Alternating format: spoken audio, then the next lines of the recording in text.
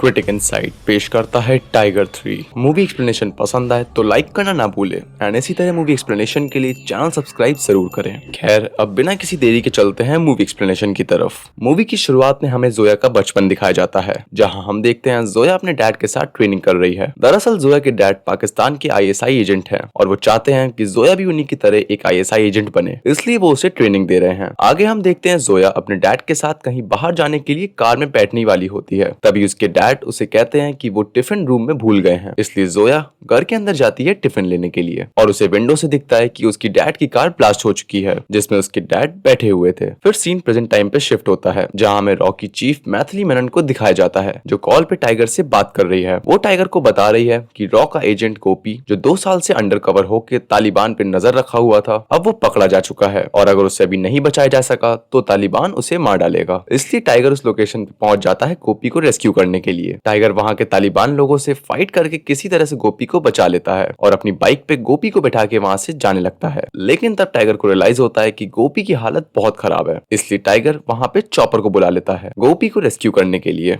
फिर हम देखते हैं कि टाइगर और गोपी चॉपर पे है और गोपी की हालत बहुत नाजुक है और अब उसका बचना नामुमकिन है। इसलिए गोपी अपने पास टाइगर को बुलाता है और मरने से पहले टाइगर को बताता है कि उनकी टीम में कोई गद्दार है जो पाकिस्तान आईएसआई के लिए काम कर रहा है और वो कोई और नहीं बल्कि टाइगर की वाइफ जोया है। इससे पहले टाइगर आगे कुछ पूछ पाता, गोपी अपना दम तोड़ देता है। आगे सीन टाइगर के घर की तरफ शिफ्ट होता है, जहाँ हम देखते हैं टाइगर वापस घर पहुंच गया है, जहाँ वो देखता है कि उसका बेटा बीमार है, इसलिए जोया ने उसके लिए डॉक्टर को बुलाया हुआ है। खैर टाइगर गोपी वाली बात जोया को नहीं बताता, लेकिन उस पर नजर रखे रहता है, क्योंकि उसे लगता है कि गोपी जो अपनी आखिरी सांस ले रहा था वो उससे झूठ क्यों बोलेगा। तभी टाइगर के पास रॉकी चीफ का कॉल आता है, जो उसे बताती है कि जिब्रान जो आईएसआई का आर्म्स डीलर है वो गोपी को कुछ सीक्रेट इन्फॉर्मेशन शेयर करने वाला था, लेकिन गोपी के मरने के बाद जिब्रान को डर है कि आईएसआई उसे मार डालेगा। इसलिए रॉकी चीफ चाहती है कि टाइगर रशिया जाके जिब्रान को सेफली वहां से रेस्क्यू करे। इसलिए टाइगर अपना वेश बदल के रशिया पहुंच जाता है। वहां वो देखता है कि जिब्रान के पीछे ऑलरेडी कुछ आईएसआई एजेंट जो उसे मारने ही वाले होते हैं, कि तभी टाइगर वहां के जिब्रान को उनसे बचा लेता है। लेकिन आगे वहां पे जोया भी आ जाती है जिब्रान को मारने के लिए। ये देख टाइगर शॉक हो जाता है और टाइगर को रियलाइज होता है कि गोपी ने जो जोया के बारे में बोला था वो सच है। खैर जोया टाइगर को नहीं पहचान पाती, क्योंकि टाइगर ने अपना वेश बदला हुआ था। किसी तरह टाइगर जिब्रान को दूसरे एजेंट के हवाले कर देता है रेस्क्यू के लिए। तभी आगे वहां पे जोया उसका पीछा करते हुए आ जाती है। जोया पहले तो टाइगर पे अटैक करने लगती है, लेकिन फिर उसे रियलाइज होता है कि ये तो टाइगर ही है। जोया टाइगर को एक्सप्लेन कर रही होती है कि वो ये सब क्यों कर रही थी। तभी वहां पे कुछ लोग आके पीछे से टाइगर के सर पे रॉड से मार देते हैं। आगे जब टाइगर की आंख खुलती है तो वो देखता है कि वो रस्सी से बंधा हुआ है। तभी वहां पे एंट्री होती है आतिश रहमान की, जो एक्स आईएसआई एजेंट है। वो टाइगर के बच्चे को किडनैप किया हुआ है और इसी वजह से जोया आतिश रहमान के लिए काम कर रही थी। टाइगर पूछता है आतिश से कि उसने उसका क्या बिगाड़ा है और वो उससे क्या चाहता है। इस पे आतिश उसको बताता है कि 12 साल पहले जब ऑस्ट्रिया में इंडिया और पाकिस्तान के बीच में पीस ट्रीटी साइन हो रही थी, तो आतिश पाकिस्तान की तरफ से उनका सिक्योरिटी इंचार्ज था, लेकिन उसका प्लान था इंडिया के जनरल को मार देने का। वो चाहता था कि जोया इस प्लान को एग्जीक्यूट करे, लेकिन जोया साफ मना कर देती है। इसलिए उसको अपनी वाइफ शाइन को भेजना पड़ता है इस मिशन के लिए। लेकिन टाइगर को इस बात का पता चल जाता है, जिसकी वजह से वो वहां पहुंच जाता है और आतिश की वाइफ पे अटैक करता है, जिसकी वजह से उसकी वाइफ की डेथ हो जाती है और इसलिए वो टाइगर से बदला लेना चाहता है। आगे आतिश धमकी देता है टाइगर और जोया को कि उनको एक मिशन करना होगा उसके लिए, और अगर वो दोनों ये मिशन नहीं करेंगे तो वो टाइगर के बेटे को मार डालेगा। इसलिए जोया और टाइगर मिशन के लिए मान जाते हैं,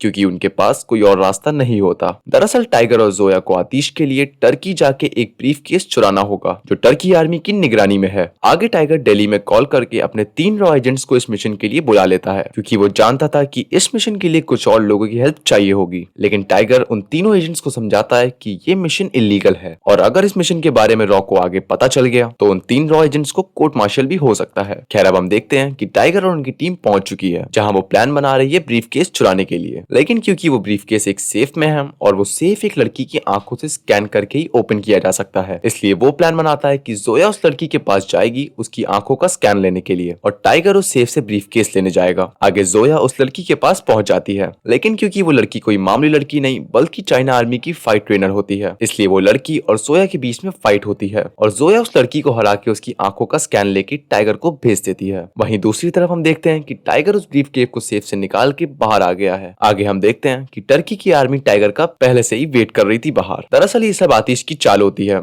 और ये ब्रीफकेस जो टाइगर ने आतिश के लिए चुरा लाया है वो कोई आम ब्रीफ केस नहीं, बल्कि उस ब्रीफ केस में न्यूक्लियर वेपन्स के कोड हैं जो चाइना ने पाकिस्तान को दिए थे। और आतिश ने टर्की आर्मी को यह सब इन्फॉर्म कर दिया था ताकि टाइगर एक गद्दार साबित हो सके। खैर टाइगर वो ब्रीफ केस अपने रॉ एजेंट करण को दे देता है और टाइगर उस टर्की आर्मी से बचने की कोशिश करता है, लेकिन वो पकड़ा जाता है। आगे टर्की आर्मी उसे पाकिस्तान आर्मी के हवाले कर देती है। आगे हम देखते हैं कि टाइगर पाकिस्तान की जेल में है और उसे खूब टॉर्चर किया जा रहा है। वहीं दूसरी तरफ हम जोया को देखते हैं जो आतिश को ब्रीफ केस देने आई हुई है। ब्रीफ केस लेके आतिश उसके बच्चों को छोड़ देता है। आगे सीन वापस पाकिस्तान जेल की तरफ शिफ्ट होता है जहाँ टाइगर कुछ जुगाड़ करके जेल के अंदर एक ब्लास्ट करके वहाँ से भाग रहा होता है, लेकिन तभी वहाँ की पुलिस उसे घेर लेती है। तभी वहाँ पे एंट्री होती है पठान की जो उसे वहाँ से रेस्क्यू कर लेता है।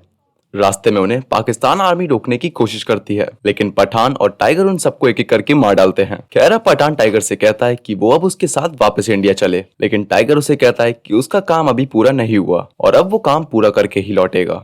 आगे टाइगर इस्लामाबाद में हसन से मिलने चला जाता है। दरअसल हसन वही है जिसको एक टाइगर मूवी में टाइगर ने बॉम्ब से बचाया था और इतने सालों से टाइगर और जोया ही हसन का एजुकेशन करवा रहे थे। खैर अब टाइगर वहां पे पहुंच के जोया को कॉल करता है, जहां हम देखते हैं कि दो आईएसआई एजेंट जो जोया को पकड़ने के लिए पाकिस्तान से आए हुए थे अब वो जोया के साथ हैं, क्योंकि जोया ने उन्हें आतिश के सच के बारे में बता दिया था। आगे टाइगर उन सबको बताता है कि आतिश और पाकिस्तान आर्मी का जनरल हक दोनों मिले हुए हैं और जनरल हक 14 अगस्त यानी पाकिस्तान के इंडिपेंडेंस डे के दिन जब पाकिस्तान की प्राइम मिनिस्टर स्पीच देगी तो उस वक्त जनरल हक को उनको अटैक करके मार देगा, क्योंकि जनरल हक चाहता है कि आतिश रहमान जो उसका दोस्त है वो पाकिस्तान का प्राइम मिनिस्टर बन सके। इसलिए टाइगर और उनकी टीम मिलकर पार्लियामेंट हाउस में घुस जाते हैं। आगे टाइगर किसी तरह से प्राइम मिनिस्टर के चैम्बर में चला जाता है। अब क्योंकि जनरल हक भी पार्लियामेंट हाउस में आ चुका होता है अपनी आर्मी के साथ, इसलिए टाइगर और उसकी टीम प्राइम मिनिस्टर को बंकर में ले जाते हैं, लेकिन काफी देर हो चुकी थी और जनरल हक भी वहां पे अपनी आर्मी के साथ पहुंच जाता है। वहां टाइगर की टीम की फाइट जनरल हक की आर्मी के साथ होती है। एक एक करके टाइगर और उसकी टीम जनरल हक की आर्मी को मार डालते हैं। आगे टाइगर जनरल हक से कहता है कि अब वो बाहर जाके मीडिया के सामने पूरा सच बताएगा आतिश के बारे में, ताकि प्राइम मिनिस्टर को वहां से सेफली रेस्क्यू किया जा सके। वो बाहर आके सच बताने ही वाला होता है कि तभी आतिश उसे चुपके से गोली मार देता है और लाइव टेलीकास्ट में आके सबको बोलता है कि टाइगर ने जनरल हक को मार दिया और प्राइम मिनिस्टर को भी मार डालेगा।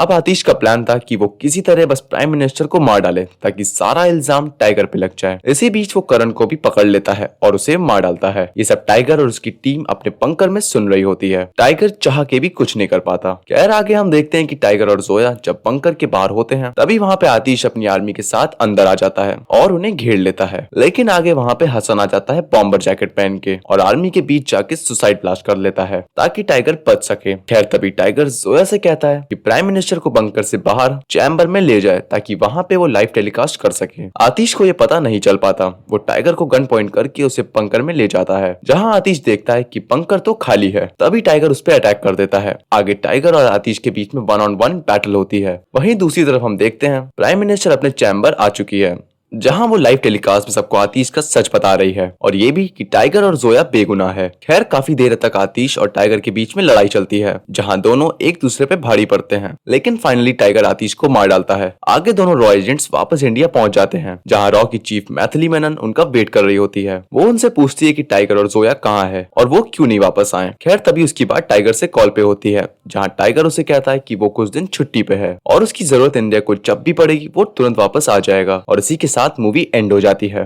पोस्ट क्रेडिट सीन में हम देखते हैं वॉर मूवी के लीड एक्टर कबीर को, यानी कि ऋतिक रोशन को, जिससे इतना तो क्लियर हो चुका है कि आने वाली यश राज फिल्म्स में हमें शायद पठान, टाइगर और कबीर एक साथ दिख सके।